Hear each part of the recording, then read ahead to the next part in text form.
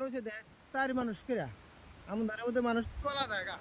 হ্যাঁ আরা যায় মানুষ শালা চৈরা মাসের আমন ধান।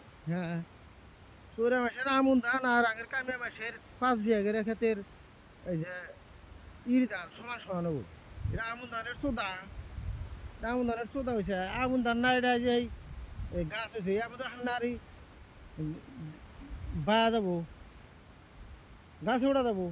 দুইটা একটা হাইট হয়েছে শালা ডাহাতের ক্ষেত্রে শালা এটা কোন ডাহাতের ক্ষেত্রে এটা এত আমন হয়েছে। আমন আমনটা আইডিয়া করেছে ওর মতো হয়েছে মুখে আরে জীবনে খায় না খাওয়া হয়েছে।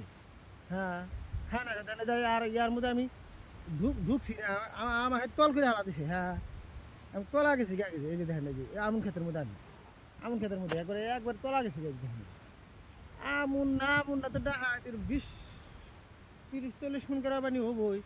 আমন যেভাবে আমন বাতাস আমনের কি মানে আমন না কি হয়েছে ওরা জীবনে এত আমন তো দেখি নাই, এত বড় বড় আমন তো দেখি নাই। কি আমন বলছে এটা মাটির আমন। হ্যাঁ ভাই ভালো লাগলে শেয়ার কমেন্ট করবেন। আর যে যে দেশে না আমনের বেসন না খায় আমনের বেসন দেবো। এরা যে ক্ষেতের মধ্যে আমন খায় আমন ক্ষেতের মধ্যে আমন হয়েছে কারণ আগে ফোন করবেন আমি আমনের বেসন দেবো। এই যে মেলা মাসে অর্ডার করছে অলরেডি এই আমনের বেসনের নিকাল।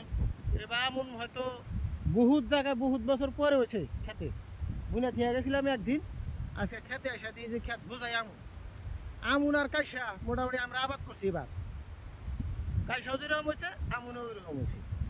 তো বেহেই কোথায় দেখেন এদের হলো চৈরামাটি